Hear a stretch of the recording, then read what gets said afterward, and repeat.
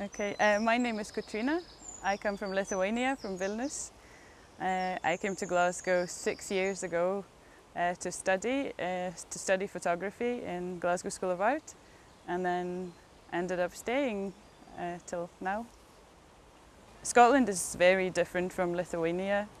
At first, there was a slight cultural shock, maybe, because I didn't know much about Scotland before, and the language and overall lifestyle seemed very different to what I imagined it to be. The language, especially the accent, Glaswegian accent, but then the many other accents that exist in Scotland were quite a struggle for like first year or two.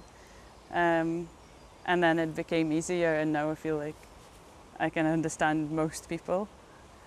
I think the words were maybe the specific kind of Scottish words that were not so much of an issue. There's not so many of them maybe, but it's just the very fast way of talking and just the very, very rough accent that was a struggle, especially in social situations. If there were like bus drivers, that was my main fear up until like half a year ago when I actually dared to take a bus now, because I found the whole system very confusing and very hard to understand what people say as well. Also just the amount of various rules that are not maybe not written anywhere, and everyone seemed to know them. Various licensing of bars and clubs and pubs, and when alcohol gets sold and not sold, there's all this kind of never pronounced anywhere, but everyone knows it. So you sometimes get confused, and the fact that all the pubs shut at midnight was very strange for me, that it's just all a massive wave of people going out at exactly the same time every week, every Friday and Saturday from 9 till 12. It's kind of mental and really busy everywhere. So that took some time to get used to as well. Scottish food doesn't really differ so much from Lithuania. Like, it differs a little bit, but it's all kind of very potato-based, meat and potatoes. But there were a few things, the things that everyone's talking about when they talk about Scottish food, like haggis and black pudding, are the things that I've still not tried because I'm a bit concerned what they're made of. But overall, it's not very exotic, I wouldn't say, the Scottish cuisine. Yeah. I would like to change a few things about Scotland, probably the amount of rules that exist that sometimes can make your life a bit easier. If you have certain question, you know where to go or who to call, various offices, but also various health and safety regulations. If you're like running a business or you work for a business, it makes it a little bit more difficult because there's loads of paperwork everywhere. It seems like much more than back in Lithuania.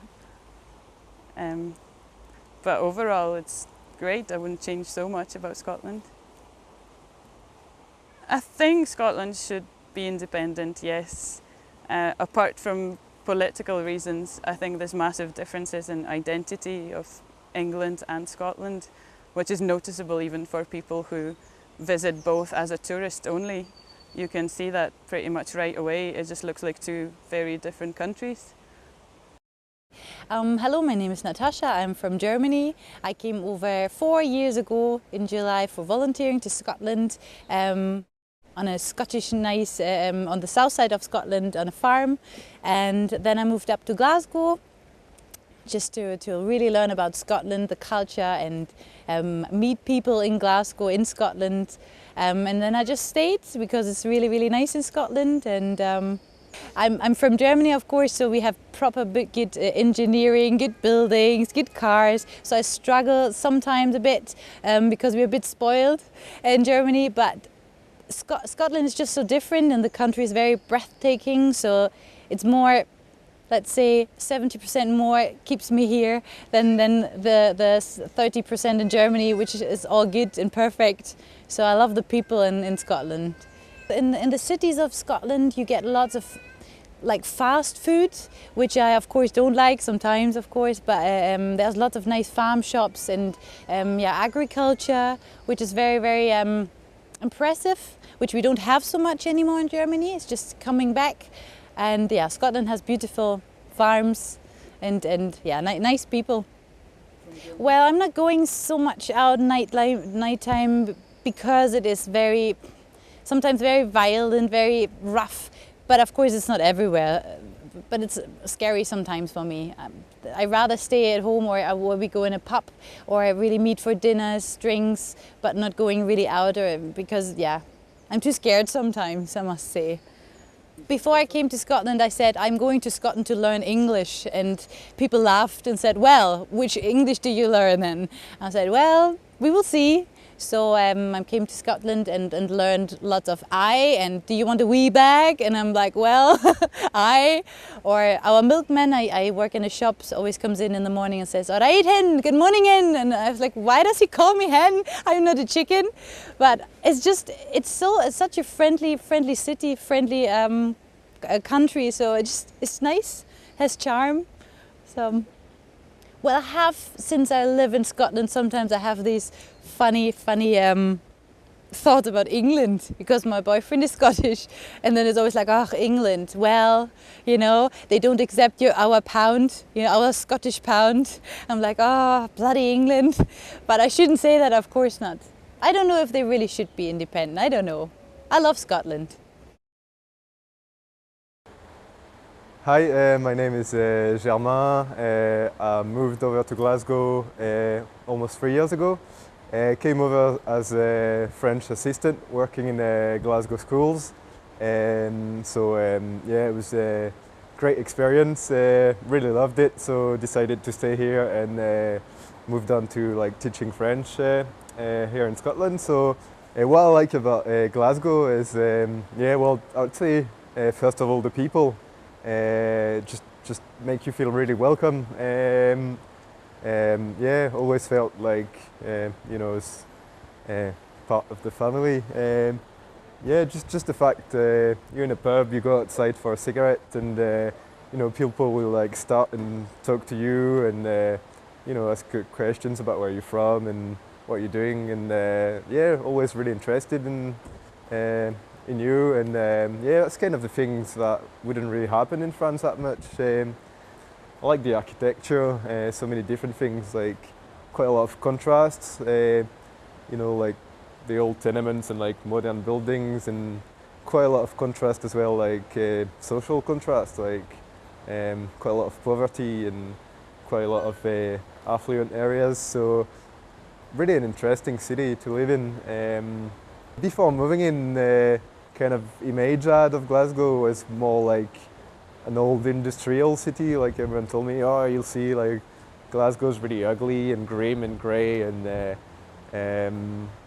yeah, and I came over and there's nothing like that. It was, thought it was really charming, and yeah, see, I went over to Edinburgh. Edinburgh is really nice and flashy, and but I'd say everything is there in Edinburgh. It's like being in Disneyland. You've got the castle, the Royal Mile, and that's it. Whereas Glasgow, I mean, I'm still discovering parts of the city, even 3 years after I've moved in, and just it takes time, and there's got some wee hidden places, and you've got to take the time to go around, discover the city, and yeah, find the charming bits. They're not always in guidebooks or anything. It's just I really like Otago Lane. I hope it won't disappear because it's under threat. I've heard.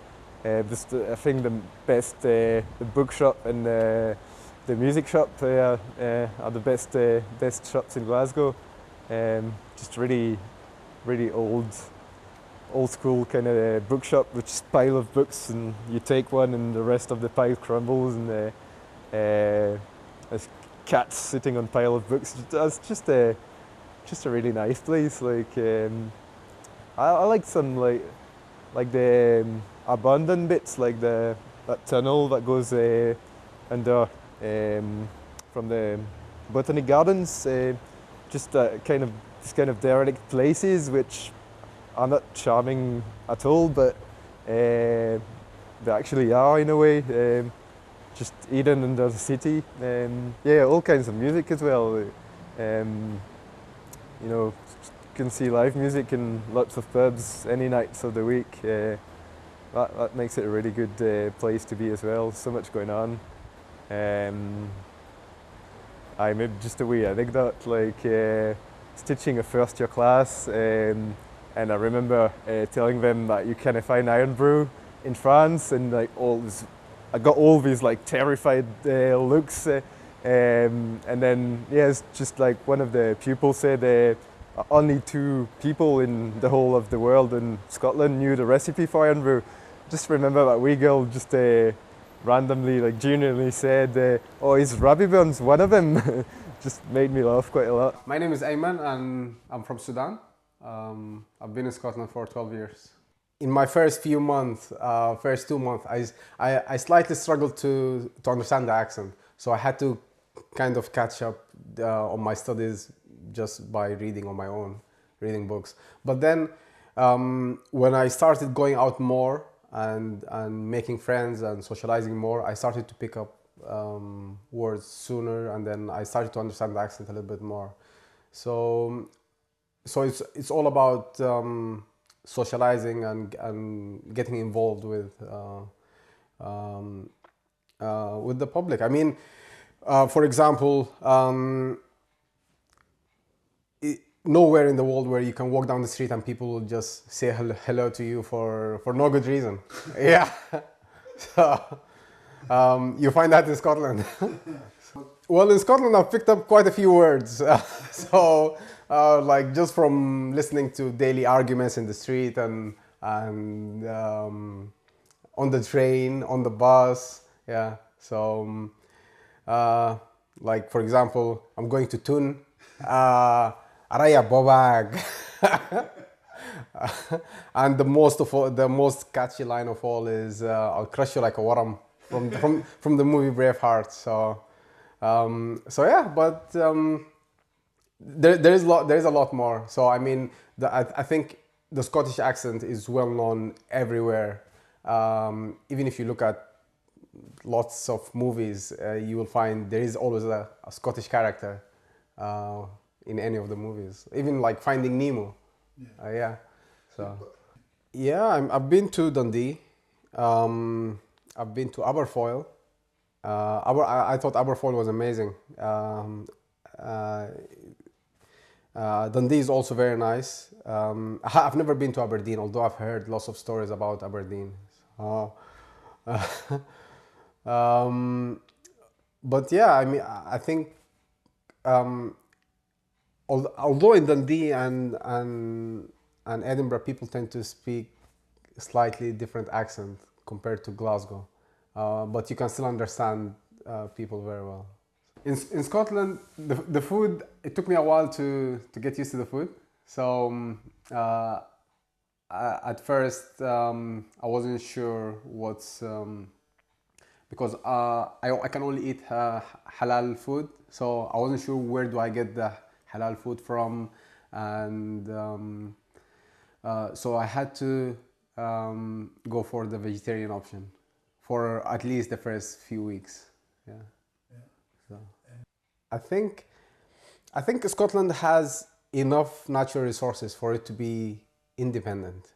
Yes. I mean, speaking from experience, I'm from Sudan. Sudan recently had a referendum and they split into North Sudan and South Sudan. So Scotland, I think, is well equipped to be independent. Yeah. So I don't see why not. They have all the resources. They have good foundations, good universities, good infrastructure. So they have all what's required to be an independent nation. Yeah.